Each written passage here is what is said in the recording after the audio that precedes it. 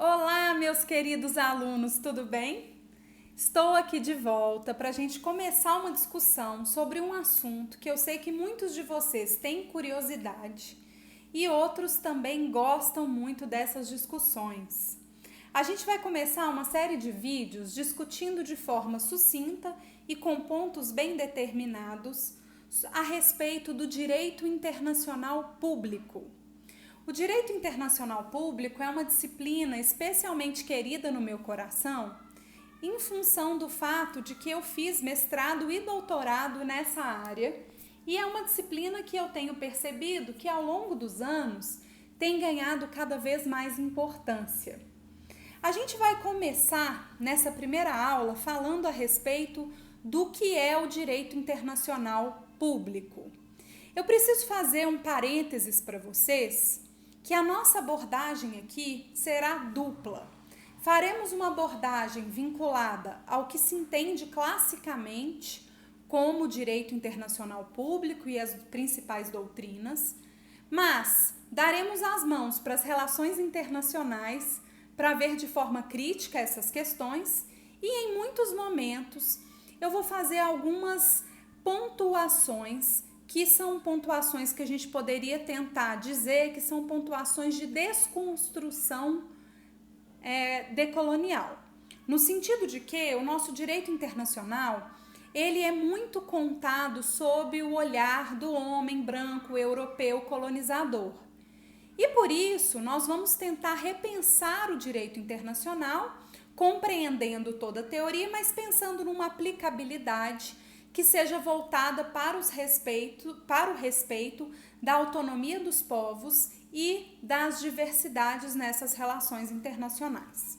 Então, o tema da aula de hoje é o que é direito internacional público. E quando a gente vai pensar sobre isso, existe um conceito clássico que, se vocês responderem na prova, está correto, mas que nem sempre a gente consegue entender tão bem o que ele significa. Bom, o direito internacional público é aquele direito que regula as relações da sociedade internacional. Perfeito, professor. Então, regula relações internacionais? Não foi isso que eu disse. Regula as relações da sociedade internacional. Mas o que é a sociedade internacional? O que compõe a sociedade internacional? A sociedade internacional é composta pelos chamados sujeitos de direito internacional, que são aqueles que têm possibilidade de tanto participarem dessas relações internacionais, sendo destinatários de direitos nessa relação além do Estado, e também têm a possibilidade, em alguns momentos, nem todos têm completa, mas de produzir normas de direito internacional.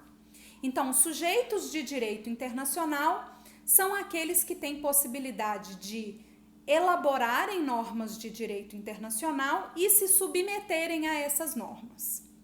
A priori, tenho certeza que vocês já conseguem imaginar um dos sujeitos internacionais que participa dessas relações na sociedade internacional, que é realmente o Estado Nacional.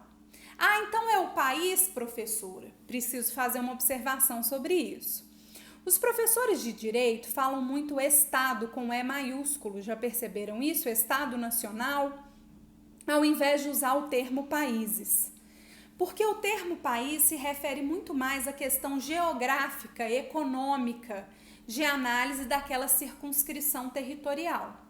Mas quando falamos em Estado, estamos dizendo aqueles que são sujeitos de direito internacional e que se compõem por 3 elementos fundamentais, que as nossas aulas de teoria do Estado já trabalham bastante. Depois vou fazer algumas revisões aqui de teoria do Estado também. Mas o que seria, né? O que é um Estado nacional numa perspectiva de Estado moderno? Sim, ainda estamos nessa perspectiva de modernidade, que é aquele período que vem pós-Idade Média, porque não houve uma mudança de percepção do direito nesse sentido ainda. Então, o Estado é aquele que tenha território, que é o elemento material, povo, que são os nacionais daquele Estado, e poder soberano ou soberania, que estabelece a sua independência de autogestão e de determinação de suas relações internacionais. Então, vamos voltar. O que é o direito internacional público? É o direito que regula as relações da sociedade internacional. Quem compõe essa sociedade internacional? Os sujeitos de direito internacional, que são aqueles que têm a possibilidade de elaborarem normas internacionais e de serem destinatários dessas normas. O primeiro sujeito que a gente citou são os estados nacionais. São aqueles que tenham território, povo e soberania. Mas não são só os estados que compõem essa sociedade internacional. Temos também as organizações internacionais, temos as coletividades estatais, que são grupos de estados que podem ou não ter personalidade jurídica própria, e as coletividades não estatais, entendidas como grupos de pessoas que não conseguiram ainda compor um estado porque lhes falta território ou lhes falta uma soberania própria, mas que não se pode deslegitimar o reconhecimento da existência desses povos e a sua importância na discussão do debate das questões internacionais. Então, classicamente, o direito internacional regula as relações da sociedade internacional e ele se divide em sujeitos de direito internacional, estados, organizações internacionais, coletividades estatais e coletividades não estatais, que produzirão esse direito e serão destinatários desses direitos. Professora, vocês levantam a mão para mim. Professora, mas e o ser humano? Ele não é um sujeito de direito internacional? Essa questão é bastante polêmica.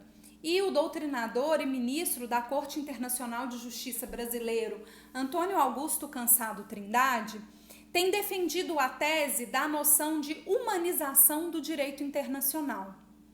Com isso, muitos têm reconhecido que mesmo que a gente entenda que o ser humano ele vai ser representado pelos outros sujeitos, os estados, as coletividades estatais e não estatais, as organizações internacionais, o ser humano é um destinatário central das normas de direito internacional.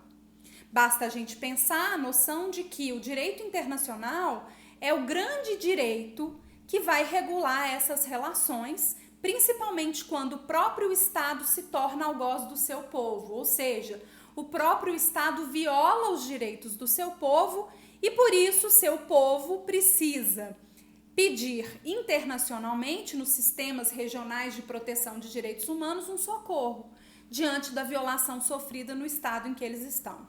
Então, se entende muito hoje, de forma mais contemporânea, que o ser humano não tem total autonomia, porque ele não elabora tratados internacionais, ele não tem essa voz ativa como poderia se esperar no âmbito internacional. Mas ele é o grande destinatário da norma. Mais para frente a gente vai discutir um pouquinho a respeito dessa proteção de direitos humanos no âmbito internacional e o quão ela é importante diante de estados que podem utilizar do poder, do exercício do poder e se tornarem arbitrários. Bom, nessas discussões todas, então, na aula de hoje, não esqueçam que é o direito internacional público, é aquele que regula a sociedade internacional. Mas aí eu vou deixar uma pergunta para a próxima aula. Espero que vocês assistam para a gente poder aprofundar essas discussões. Professor, em alguns livros, eu tenho visto que não se fala que o direito internacional é aquele direito que regula as relações da sociedade internacional. Será que sociedade internacional seria sinônimo de comunidade internacional? Porque muitos falam em comunidade, usam esses termos de forma sinônima. Será que seria dessa forma? Não vou responder agora.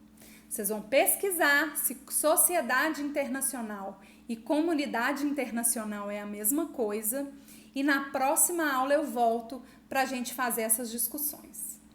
Um beijo no coração, espero que vocês tenham gostado da aula.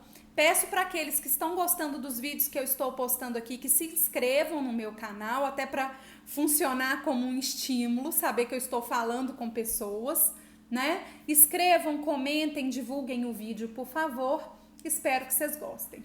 Um beijo no coração. Tudo de bom para vocês. Tchauzinho.